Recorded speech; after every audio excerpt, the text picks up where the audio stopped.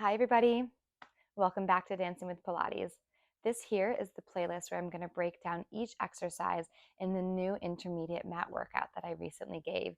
It's a full 30-minute body workout. It's a killer. So I'll give you some tips and tricks, advancements, and modifications. And if you have any questions, please leave any comments below and please let me know which version of the exercise worked for you. Our next exercise is called saw. So sitting in a very similar position to our spine stretch forward. Legs are straight out in front of you. Spine is tall. We're going to bring our arms directly to the side. So not in front of us. My hands are right out to the side of my shoulder blades here. From here, I'm going to twist to the right. My ribs are twisting, right? My sit bones, they stay planted on the mat. I'm going to bring my chin to my chest. And now I'm going to reach, I'm flexing my feet as well. I'm going to reach forward like I'm trying to saw off my pinky toe with my pinky finger. I drop the head down. And this back arm, it's like I'm pushing my palm into something behind me and I'm trying to push and lift it up as high as I can to the ceiling, all while scooping the abdominals, lifting the spine as you round. And then we roll up and we go to the other side. So we start by twisting the ribs. We round forward, exhaling, sawing off that pinky toe, anchoring both sit bones, and we roll all the way back up. Yeah, so this one should be a twist of the spine. It feels really good. You should feel a stretch in the back of your spine here, and you should, of course, be supporting with your lower abdominals. I feel an amazing, I should say, stretch, mobilization, even an engagement from my shoulder joints. Really important for those shoulders when we're twisting. So say I'm just focusing on my right arm here.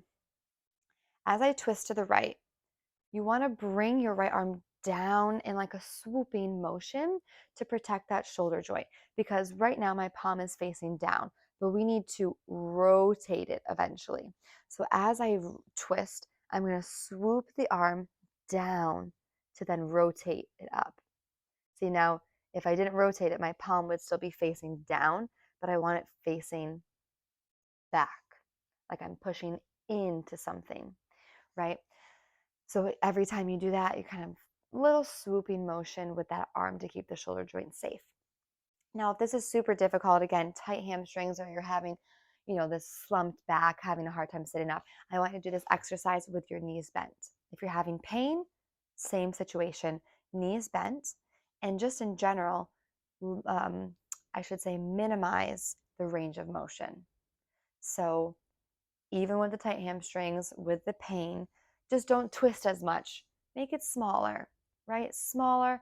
Don't dive forward as much. Make it smaller. Just focus on the support of those abdominals, because there are so many layers in all of these exercises, as I'm sure you've learned. So as you go along, it's really important to play around with these modifications. I say it all the time.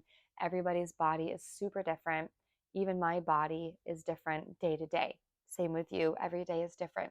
So sometimes I'll do the full exercise and sometimes I have to make a modification, and sometimes I'm feeling amazing and I'll advance modifications. This exercise and the previous exercise don't really have advancements per se.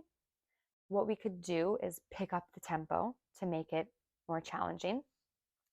And an advancement I would also add to our saw exercise here. Once we're in our position reaching, you can pulse, pulse, pulse. We would do about just 3 pulses. So instead of just holding the stagnant stretch, you can think about scoop, scoop, and scoop every time.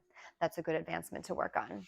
All right, that's it for your saw. If you have any questions or comments below, feel free to leave them, and I'll see you in the next video.